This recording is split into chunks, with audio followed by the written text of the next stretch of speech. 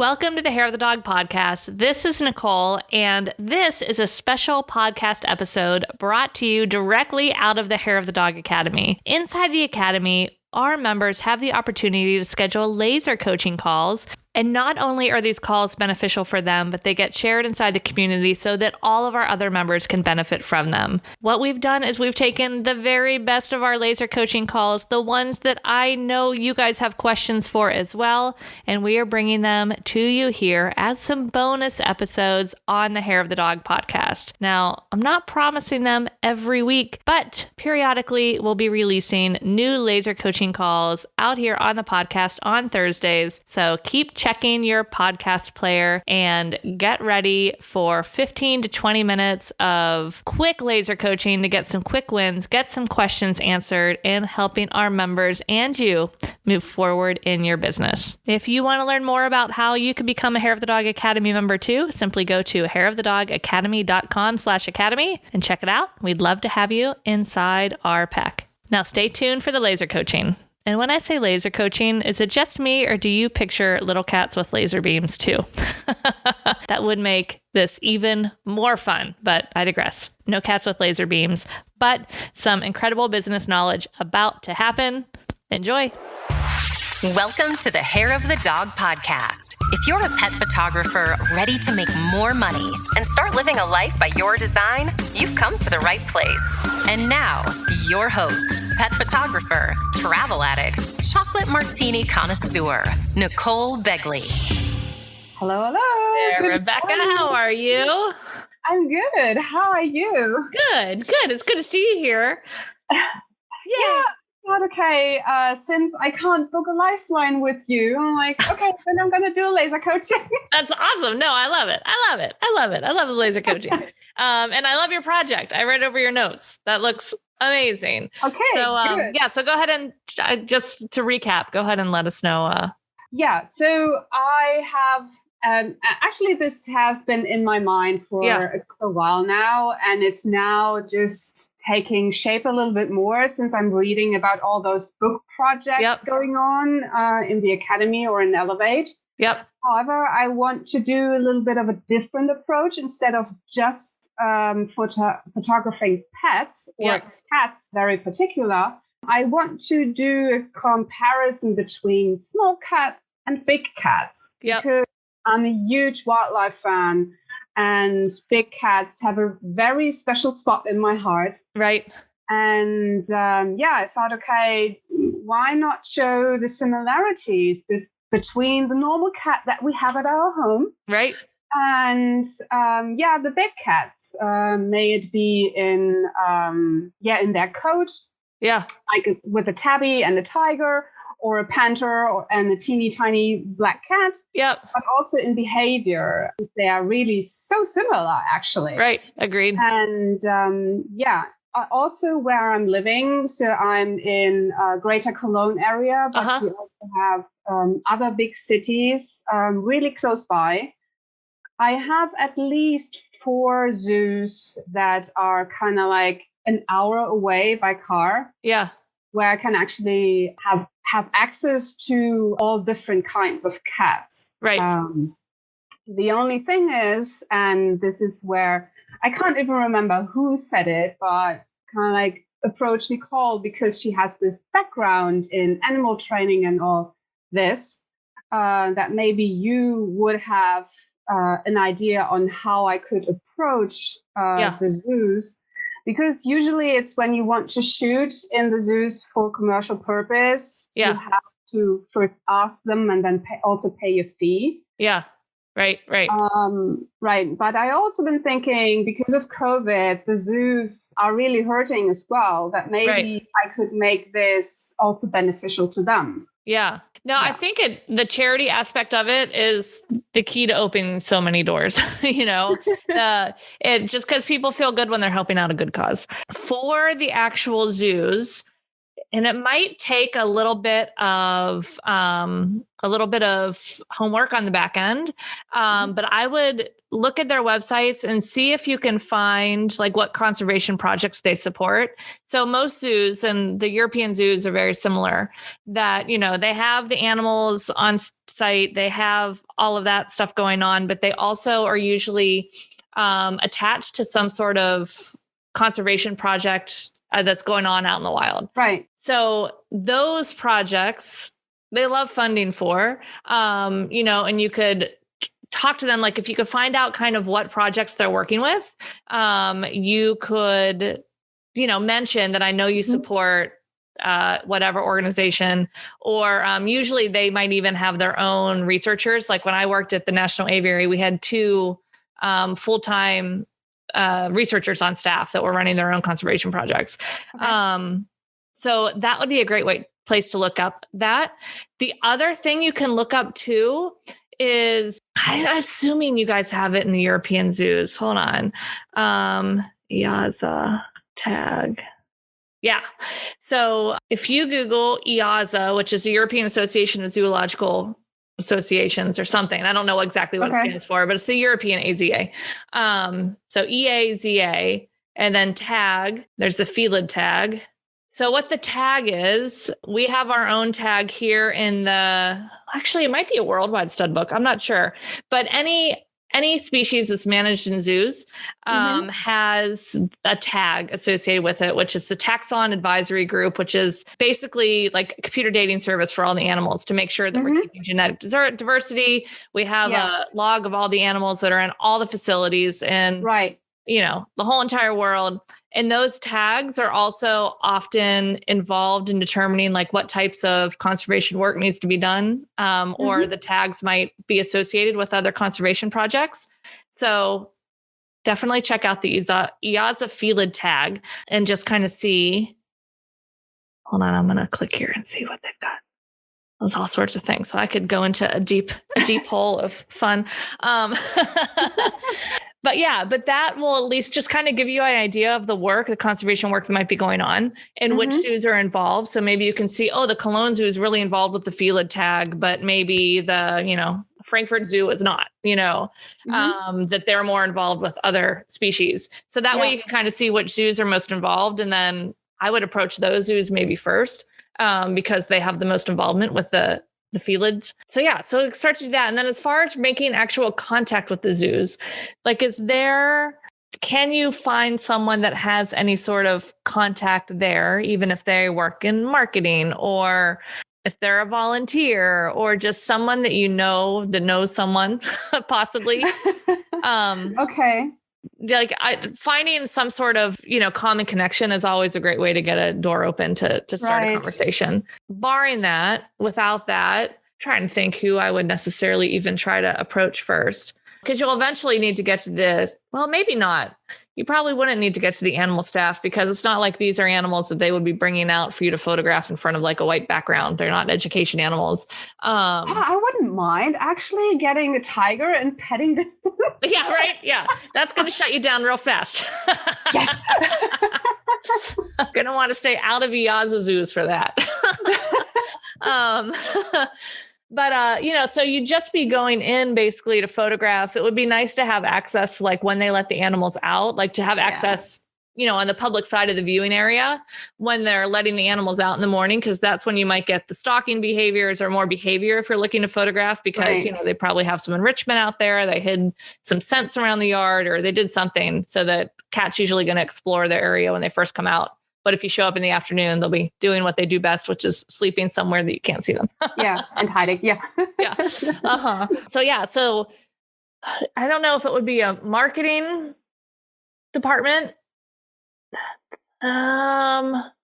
Maybe marketing, or, if they have a conservation department, you could even talk originally to them. The key is to find someone that's like, oh yeah, this is a great thing. And then they can find whatever channels, whoever you need to speak to.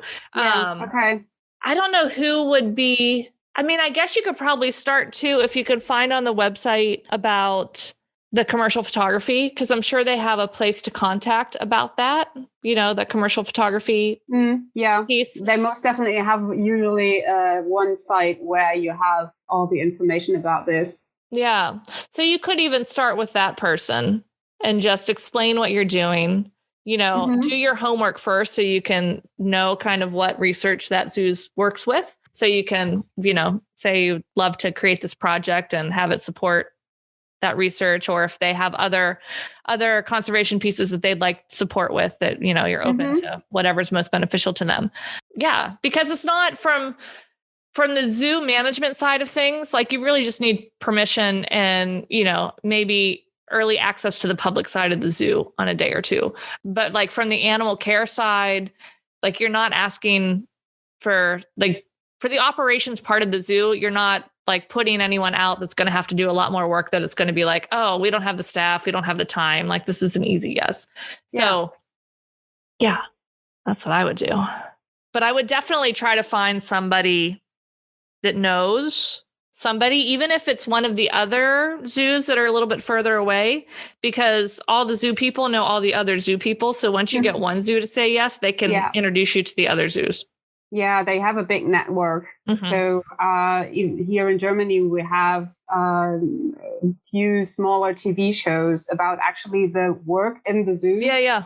And they also talk about all this background stuff then. And I agree. In comparison to when a TV team comes and wants to show the zoo, then the people have to be there and available for the zoo staff, right? Yeah. For me, it's just, okay, let me in. I'm just standing in the public area and doing my photos. Yeah.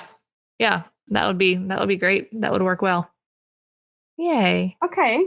And cool. yet, even if for some reason, like you don't even have to start, I wouldn't lead with let me in early, because you could really get there at opening and the cats are still going to be active. So you could get there like as soon as gate opens and go in. And then once you have like the original yes, that, hey, yeah, you can use these projects commercially, you can just say, hey, is there any way? Or like, test it on a close one, see if you can get what you need when it first opens. But then after you have the first yes, then it can always be like, is there any chance I could get in, a few minutes early for when they release the cats? Yeah. So that would probably be best, because I also noticed that, for example, especially around feeding time or something, then usually a lot of people are there in the area. And sometimes you're really fighting for having the best spot for photography. Yeah. Because so many photographers are there. Yeah. So that would be neat to just have a little bit of clearer access. Yeah. Right. Not so many people are around. Yeah. Okay. Awesome. So I guess the background search for the conversation projects wouldn't be that much of an issue. So they usually have that on their websites. I think I saw one or the other thing, but finding a person to get me in, that might be a little bit tricky. You'd be surprised though. Like if you ask your people, like for instance, like I've had lots of people that, like a friend of mine that's like, oh, my friend's son is looking to talk to somebody that works in a zoo. Will you talk to them? I'm like, yeah, sure. I mean, because we all loved what we did and we're always happy to talk to people. Like, you don't work in the zoo industry for the money. So, yeah. So like people are usually really receptive to doing that. But, you can also then start, if you can't find a connection, you can always just kind of reach out too. Yeah. And, but having the background information, like just goes to show them you're not just like some random person that's like, hey, I want to take pictures of the cats. Yeah. And I mean, I really want this also to benefit the zoos, right? And this would be my way of giving back to them. Yep. For their permission for me to photograph. Yeah. But so I only need to find the common ground, because I looked a little bit up which zoos have what kind of species. Yep. And so there's not one zoo here in the area where I could get a whole lot. So I know that in France, for example, there is actually a feline zoo or a wild park, and they really only have cats, but we don't have that here. So I will probably have to at least go to 2 zoos to get the species I want. Yeah. So I have to find some common ground. And truly, once you're into one, it'll be easy to get into the other because they'll just contact the other zoo or tell you who to contact. And it's usually easier to get in that way. One other thing you can offer too is I would definitely offer the zoo, hey, you're welcome to have any of these images I take for marketing or your website or whatever you need it for. You can also even offer to, print something that they could auction off at their gala once they start having galas and stuff again. I'm not sure they have them here in Germany. No? That's not really that common here. Yeah. Huh. Oh man, everything has a gala in the States. The only question that comes to my mind right now, do you think it might be an issue to have, so let's say I would need to go to 2 zoos to get all my pictures. Yeah. So they have both different projects they are supporting. That shouldn't be an issue for the book project. Or do you think it might be too much? Depends what you say to the first one, I truly think that even if it's like a conservation project, all the zoos and like one zoo supporting it, another zoo is still going to be happy to have that supported. You know what I mean? Like they're still going to agree with the mission of it. And again, since you're not asking for anything that's going to take any time from any of their staff, they're not going to necessarily fill the need that they need to get compensated for it because it's easy for them to let you do this. So I think it would be fine. I would focus on if it's a conservation project, if it's going directly to the other zoo, then maybe not as much. But if it's like focusing on, tigers in India or whatever the conservation project is, then all the other zoos, I think, can get behind that.